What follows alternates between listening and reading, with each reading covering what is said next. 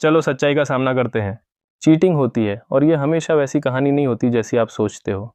कुछ औरतें चीट करती हैं, इसलिए नहीं कि आपने कुछ गलत किया, बल्कि इसलिए क्योंकि वह जैसी हैं। आप सोचते हो कि सब कुछ आपके कंट्रोल में है, लेकिन ट्रस्ट मी, अगर ध्यान दो तो साइन साफ दिखते हैं। आज मैं सब कुछ ब्रेक करके समझाने वाला हूँ। 5 तरह की औरतें जो आप पे चीट करेंगी। मैं यहाँ कोई शुगर कोट करने नहीं आया और ना ही आपको कोई फील गुड बात बताने। यह है सच, रॉ अनफिल्टर्ड ट्रुथ जो आपको सुननी चाहिए। देखो, अगर कभी आपको किसी ने घोस्ट किया हो, आपको बिना वजह छोड़ दिया हो, या आपने खुद से पूछा हो कि आखिर गलत क्या हुआ, तो अब वक्त आ गया है। खुद को ब्लेम करना बंद करो और पैटर्न्स को पहचानो। जिन औरतों के बारे में मैं बताने वाला हूँ वो कोई मिथ्स नहीं है, वो रियल हैं और वह आसपास ही हैं।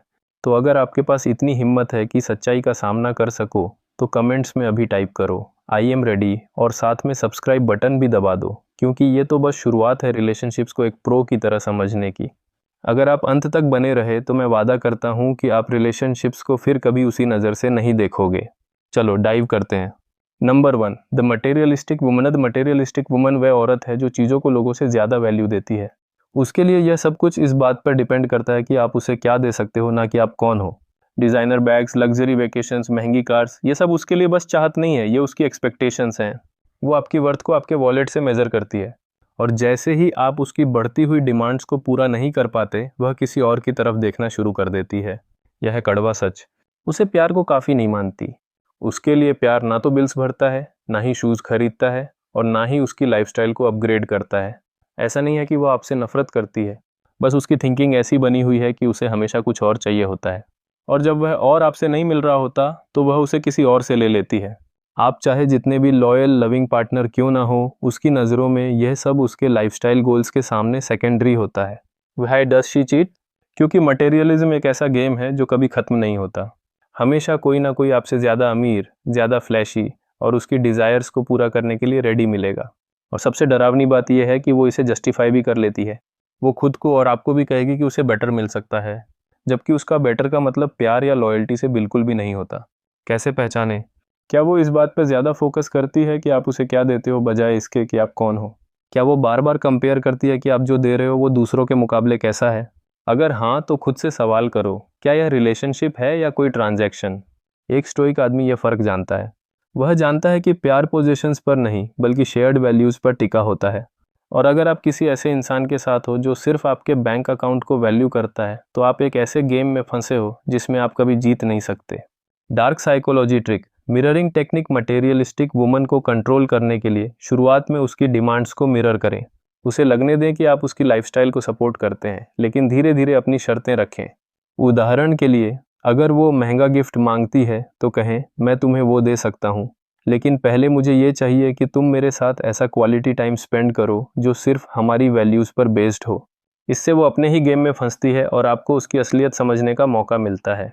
उदाहरण, मान लो आप एक ऐसी लड़की से डेटिंग कर रहे हैं जो हर डेट पर आपसे किसी महंगे रेस्तरां में चलने की उम्मीद करती है।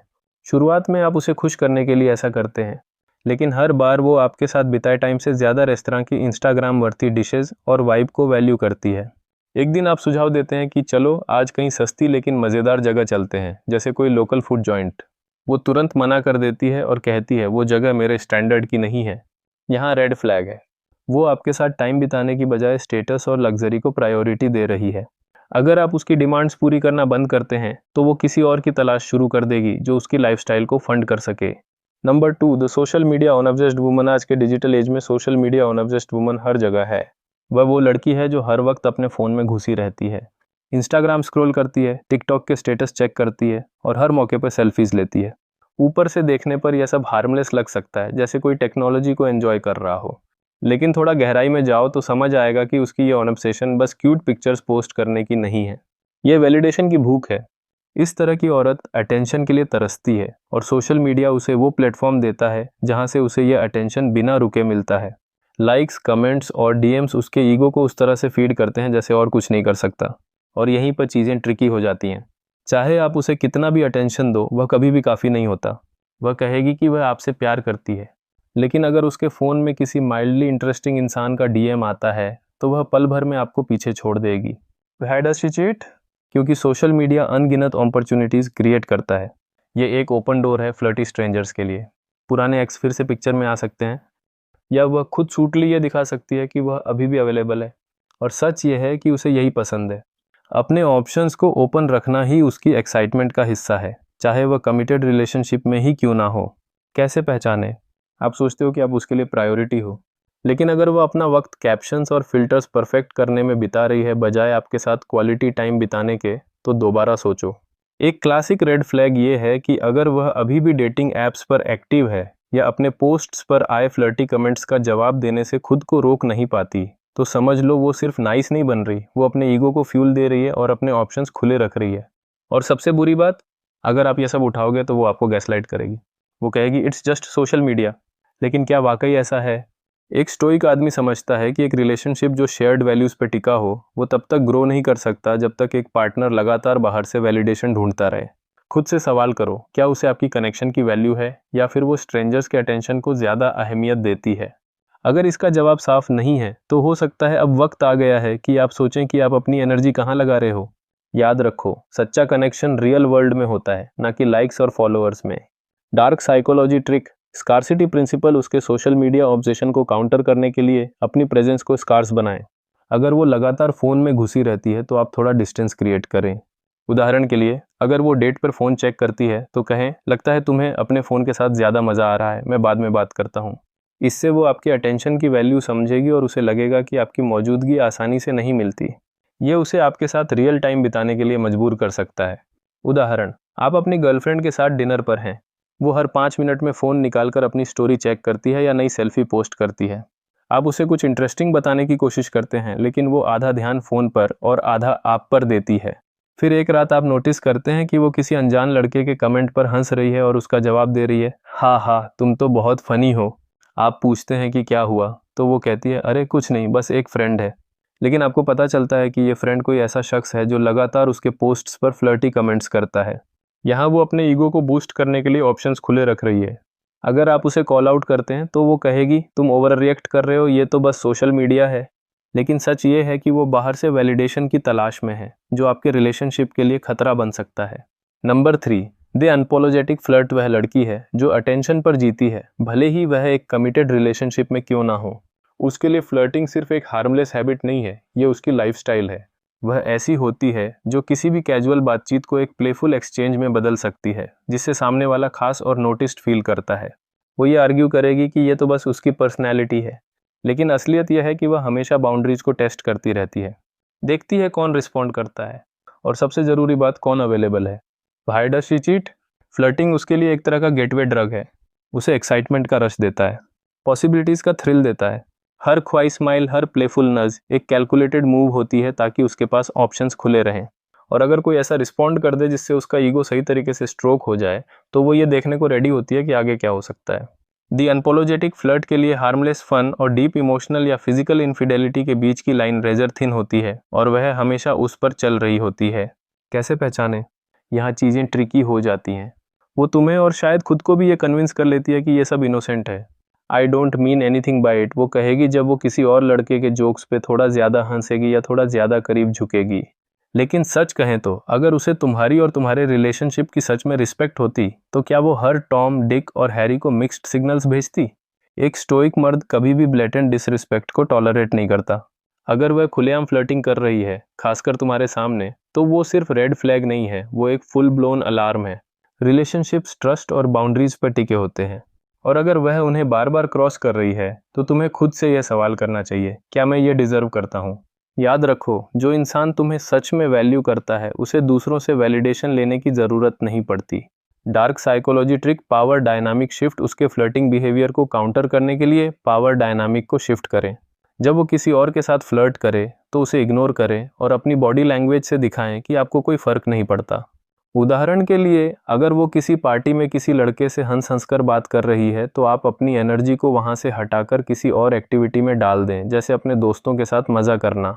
इससे उसे लगेगा कि उसका फ्लर्टिंग आपके इमोशंस को कंट्रोल नहीं कर रहा, और वो आपकी तरफ दोबारा अटेंशन पाने की कोशिश करेगी।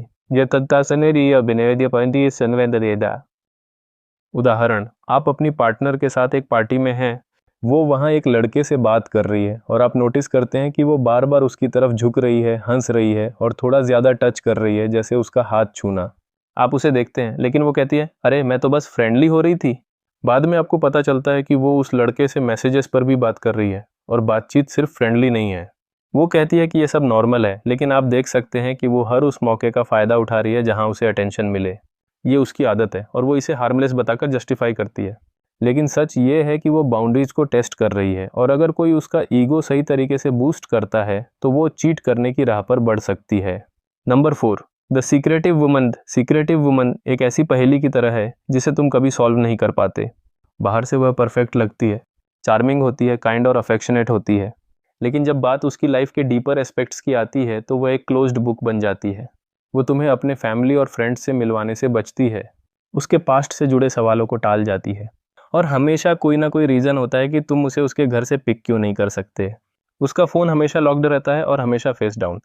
Why does she cheat? क्योंकि सीक्रेसी उसे अपर हैंड देती है। जितना कम तुम जानोगे उतनी ही कम ताकत तुम्हारे पास होगी उसके एक्शंस पर सवाल उठाने की। वो शैडोज में थ्राइव करती है, जहां वो मल्टीपल लाइफ्स को जॉगल कर सकती है बिना पकड़े जाने के डर के।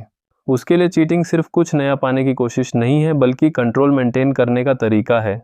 तुम्हें अंधेरे में रखकर वह यह सुनिश्चित करती है कि तुम कभी पूरी तरह यह ना जान सको कि तुम उसकी लाइफ में कहाँ स्टैंड करते हो, और इसी से उसे वह फ्रीडम मिलती है जो वह चाहती है। कैसे पहचाने? Consider this. अगर कोई इंसान सच में तुम्हारी केयर करता है तो क्या वह तुम्हें अपनी लाइफ में शामिल नहीं करना चाहेगा? क्या वह तुम्हें प्राउडली अपने दोस्तों से नहीं मिलवाएगा? क्या वह तुम्हें अपने फैमिली से मिलने के लिए इनवाइट नहीं करेगा और अपनी डेली रूटीन तुमसे शेयर नहीं करेगा? अगर वह यह सब कुछ नहीं कर रही है तो यह इसलिए नहीं है कि वह प्राइवेट या रिजर्व्ड है, बल्कि इसलिए क्योंकि वह कुछ छुपा रही है। एक स्टोइक मर्द ट्रुथ और क्लैरिटी को वैल्यू करता है। अगर वह तुम्हें अपनी दुनिया में आने नहीं दे रही तो तुम्हें पूछना चाहिए क्यों। रिलेशनशिप्स ओपननेस और ऑनेस्टी पर चलते हैं, और इनके बिना तुम हमेशा डाउट और सेकंड गेसिंग में ही जीते रहोगे। अपनी एनर्जी उस इंसान को डिकोड करने में वेस्ट मत करो जो जानबूझकर तुम्हें अंधेरे में रख रही है। Dark psychology trick, reverse interrogation. उसके सीक्रेटिव बिहेवियर को एक्सपोज करने के लिए सवालों को उल्टा पूछें। डायरेक्टली उससे उसकी लाइफ के बारे में ना पूछें। इसके बजाय अपनी लाइफ के बारे में कुछ डीप शेयर करें और उससे कहें, अब तुम बताओ, तुम्हारी लाइफ में ऐसा क्या है जो तुम मुझसे शेयर करना चाहोगी। अगर वो टालमटोल करती है तो ये साफ सिग्नल है कि वो कुछ छुपा रही है। इससे आप बिना कॉन्फ्रंटेशनल हुए उसकी असलियत जान सकते हैं। उदाहरण, आप कई महीनों से एक लड़की को डेट कर रहे हैं। वो आपके साथ समय बिताती है लेकिन कभी अपनी फैमिली या फ्रेंड्स की बात नहीं करती। एक बार आप उससे पूछते हैं कि वो वीकेंड में क्या करती है, तो वो हंसकर कहती है बस कुछ फ्रेंड्स के साथ थी, लेकिन वो कभी डिटेल्स नहीं देती। आप उसे अपने घर बुलाते हैं लेकिन वो हमेशा बहाना बनाती है कि उसका घर आपके लिए कन्वीनियंट नहीं है। फिर एक दिन आप नोटिस करते हैं कि वो अपने फ़ोन पे मैसेज टाइप कर रही है, लेकिन जैसे ही आप पास जाते हैं वो स्क्रीन लॉक कर देती है। आप पूछते हैं कौन था? वो कहती है कोई नहीं, बस एक फ्रेंड। लेकिन उसका बिहेवियर आपको शक दिलाता है। ये सारी चीज़ें बताती हैं कि वो अपनी लाइफ के कुछ हिस्सों को आपसे छुपा रही है, और हो सकता है कि वो किसी और के साथ भी इन्वॉल्व्ड हो। Number 5, the attention seeker. Attention seeker her party की जान होती है, हर कमरे का सेंटर होती है। जहाँ भी वह जाती है वह बोल्ड होती है, ड्रामेटिक होती है, और उसे नोटिस किया जाना बहुत पसंद होता है। शुरुआत में उसकी एनर्जी काफ़ी एक्साइटिंग लगती है। वो आउटगोइंग होती है, फन होती है, और ऐसा लगता है जैसे हर पल को अनफॉरगेटेबल बना देती है। लेकिन धीरे धीरे तुम नोटिस करोगे कि उसका अटेंशन पाने का नीड सिर्फ तुम तक सीमित नहीं है। ये सिर्फ तुम्हारे एडमायर करने की बात नहीं है, उसे हर किसी से एडमिरेशन चाहिए। Why does she cheat? क्योंकि उसके लिए अटेंशन ऑक्सीजन की तरह है, वह इसके बिना सर्वाइव नहीं कर सकती। अगर तुम लगातार उसके ईगो को फीड नहीं कर रहे हो, उसे वैलिडेट नहीं कर रहे हो, या उसे दुनिया की सबसे इंपॉर्टेंट इंसान जैसा फील नहीं करवा रहे हो, तो वह किसी और को ढूंढेगी जो यह सब कर सके। और किकर यह है कि वह कोई तुमसे बेटर होना भी जरूरी नहीं है, बस कोई नया होना चाहिए। नोवेल्टी उसे फ्यूल करता है और वह हमेशा नेक्स्ट वैलिडेशन के रश के पीछे भागती है। कैसे पहचाने? The danger with the attention seeker यह है कि वह अपने बिहेवियर को हार्मफुल नहीं मानती। उसके लिए यह बस उसकी आइडेंटिटी है। I can't help it if people like me, वह कहेगी, जैसे कि एडमिरेशन की उसकी कांस्टेंट नीड उसके कंट्रोल के बाहर है। लेकिन सच यह है कि यह सिर्फ उसकी पर्सनैलिटी नहीं है, यह एक चॉइस है, और यह चॉइस अक्सर तुम्हारे पीस ऑफ माइंड की कीमत पर आती है। एक स्टोइक मर्द जानता है कि ट्रू कनेक्शन का मतलब कांस्टेंट प्रेज या ड्रामा नहीं होता, बल्कि स्टेबिलिटी, रिस्पेक्ट और म्यूचुअल अप्रिशिएशन होता है। अगर उसके अटेंशन की ज़रूरत तुम्हें ड्रेन, अंडरवैल्यूड या इनसिक्योर फील करवा रही है, तो बाउंड्री सेट करने का या फिर वहाँ से चले जाने का टाइम आ गया है।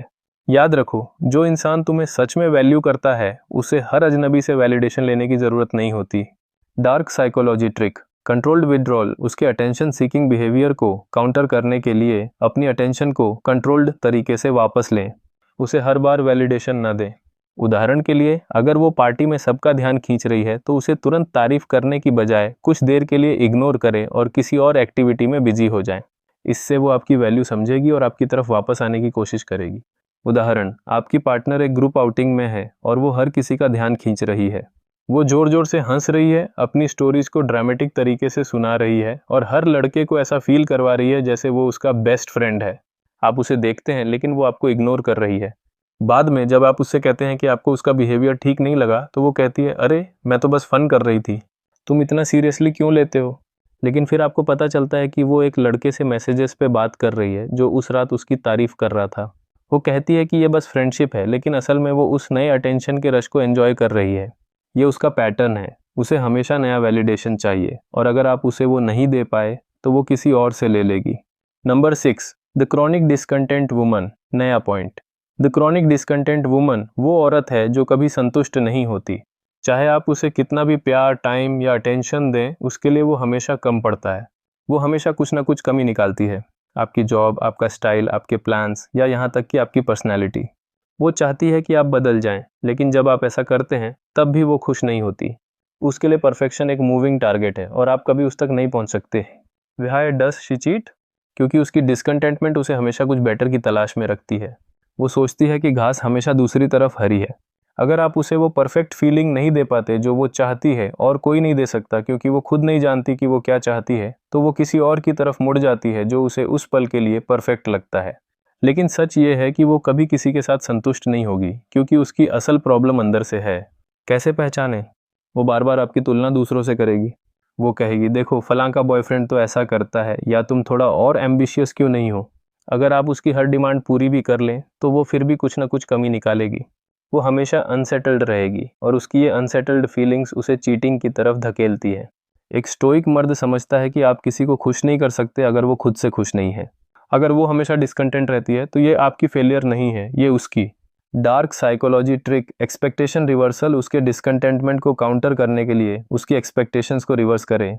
जब वो आप में कमी निकाले तो उससे पूछें, तुम्हें लगता है तुम मुझ में क्या इंप्रूव करना चाहोगी और तुम अपने आप में क्या इंप्रूव कर रही हो? ये सवाल उसे अपनी कमियों पर रिफ्लेक्ट करने के लिए मजबूर करेगा और वो आपके ऊपर प्रोजेक्ट करना बंद कर सकती है। उदाहरण, आप कई महीनों से एक लड़की को डेट कर रहे हैं। शुरू में सब कुछ ठीक था, लेकिन अब वो हर छोटी बात पर कमी निकालती है। एक दिन वो कहती है, तुम्हारा ड्रेसिंग सेंस इतना बोरिंग क्यों है? मेरे एक फ्रेंड का बॉयफ्रेंड तो इतना स्टाइलिश है। आप कोशिश करते हैं और अपने स्टाइल को चेंज करते हैं, लेकिन फिर वो कहती है, तुम थोड़ा और फन क्यों नहीं हो? आप उसे सरप्राइज ट्रिप पे ले जाते हैं, लेकिन वो फिर भी शिकायत करती है कि होटल उसके स्टैंडर्ड का नहीं था। एक दिन आप नोटिस करते हैं कि वो अपने एक कोवर्कर के साथ ज़्यादा टाइम स्पेंड कर रही है जो उसे ज़्यादा इंटरेस्टिंग लगता है। वो कहती है कि वो सिर्फ दोस्त हैं, लेकिन आप देख सकते हैं कि वो उस नए इंसान में वो परफेक्शन ढूंढ रही है जो वो आप में नहीं देख पा रही। ये उसकी डिसकंटेंटमेंट है जो उसे चीटिंग की तरफ ले जा रही है। नंबर 7, दी थ्रिल चेजर। नया पॉइंट, द थ्रिल चेजर वो औरत है जो जिंदगी में हमेशा एडवेंचर और ड्रामा चाहती है। उसके लिए रिलेशनशिप का मतलब है हाई इंटेंसिटी मोमेंट्स, जैसे रोमांचक डेट्स, अनएक्सपेक्टेड सरप्राइजेस और कांस्टेंट एक्साइटमेंट। अगर रिलेशनशिप में चीज़ें थोड़ी भी नॉर्मल या स्टेबल हो जाती हैं तो वो बोर हो जाती है। वो रूटीन को बर्दाश्त नहीं कर सकती और हमेशा कुछ नया, कुछ खतरनाक, कुछ फॉरबिडन चाहती है। Why does she cheat? क्योंकि उसके लिए थ्रिल ही सब कुछ है। अगर आप उसे वो कांस्टेंट हाई नहीं दे पाते जो वो चाहती है तो वो उसे कहीं और ढूंढेगी। चीटिंग उसके लिए एक एडवेंचर है, एक सीक्रेट मिशन जो उसे वो रश देता है जो वो क्रेव करती है। वो जानबूझकर रिस्क लेती है क्योंकि पकड़े जाने का डर ही उसे और एक्साइटमेंट देता है। कैसे पहचाने? वो हमेशा कुछ नया ट्राई करने की बात करती है, लेकिन अगर आप उसे stable long term relationship offer करते हैं तो वो बेचैन हो जाती है। वो कहेगी, मुझे ज़िंदगी में कुछ और चाहिए, लेकिन वो कुछ और क्या है वो खुद नहीं जानती। अगर वो बार बार ऐसी सिचुएशंस में पड़ती है जहां वो रिस्की बिहेवियर दिखाती है, जैसे लेट नाइट पार्टीज़ में अकेले जाना या अनजान लोगों के साथ ज़्यादा क्लोज होना, तो ये रेड फ्लैग है। एक स्टोइक मर्द समझता है कि ट्रू लव स्टेबिलिटी और ट्रस्ट पर बेस्ड होता है, ना कि कांस्टेंट थ्रिल्स पर।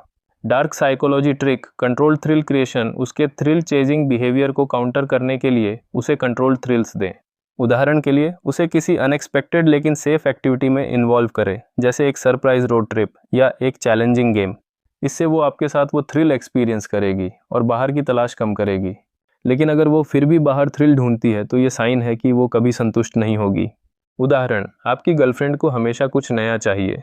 आप उसे एक रोमांटिक डिनर पे ले जाते हैं लेकिन वो कहती है ये तो बहुत बोरिंग है, चलो कहीं क्लब चलते हैं। आप क्लब जाते हैं लेकिन वहाँ वो किसी अनजान लड़के के साथ डांस करने लगती है और कहती है मैं तो बस मज़े कर रही थी। फिर एक दिन आपको पता चलता है कि वो अपने एक दोस्त के साथ एडवेंचर ट्रिप पर गई थी जिसके बारे में उसने आपको कुछ नहीं बताया। वो कहती है कि वो बस जिंदगी को जी रही थी, लेकिन आप देख सकते हैं कि उसे वो थ्रिल चाहिए जो रिस्की और फॉरबिडन हो। ये उसका पैटर्न है, वो हमेशा नया रश ढूंढती है और चीटिंग उसके लिए उसी रश का हिस्सा है। क्लोजिंग, तो अब तुम जान चुके हो उन 7 तरह की महिलाओं के बारे में जो सबसे ज़्यादा चीट करने की संभावना रखती हैं। और यह है सच्चाई कि तुमने ये वीडियो एक्सीडेंटली नहीं देखा। तुम यहाँ हो क्योंकि अंदर कहीं ना कहीं तुम रेडी हो अपने रिलेशनशिप्स और अपनी लाइफ पर कंट्रोल लेने के लिए। Let me tell you this, सिर्फ इस वीडियो के एंड तक पहुंचकर ही तुम गेम में सबसे आगे हो। अधिकतर लोग सच का सामना नहीं कर पाते, लेकिन तुमने किया। तुम उन लोगों में से नहीं हो जो सच से आंखें मूंद लेते हैं। तुम सच्चाई चाहते हो, भले ही वह अनकंफर्टेबल क्यों ना हो। That's what makes you different. और यही वजह है कि तुम और ज़्यादा मजबूत बनकर निकलोगे। अब यहाँ मुझे तुम्हारी हेल्प चाहिए। अगर तुमने पूरा वीडियो देखा है तो अभी कमेंट्स में एक थम्स अप इमोजी छोड़ दो ताकि मुझे पता चले कि तुम रियल हो। तुम उन लोगों में से हो जो सिर्फ देखते नहीं बल्कि एक्शन भी लेते हैं। और मैं पर्सनली तुम्हें थैंक करना चाहता हूँ कि तुम अंत तक मेरे साथ बने रहे। जाने से पहले यह ज़रूर सुनिश्चित कर लो कि तुमने सब्सक्राइब बटन प्रेस किया हो। यह तो सिर्फ शुरुआत है। हमारे पास और भी रॉ अनफिल्टर्ड ट्रूथ्स हैं जिन्हें हमें अनकवर करना है, और मैं नहीं चाहता कि तुम उनमें से एक भी मिस करो। नोटिफिकेशंस ऑन कर लो ताकि जब भी कोई नया वीडियो ड्रॉप हो तुम सबसे पहले जानो।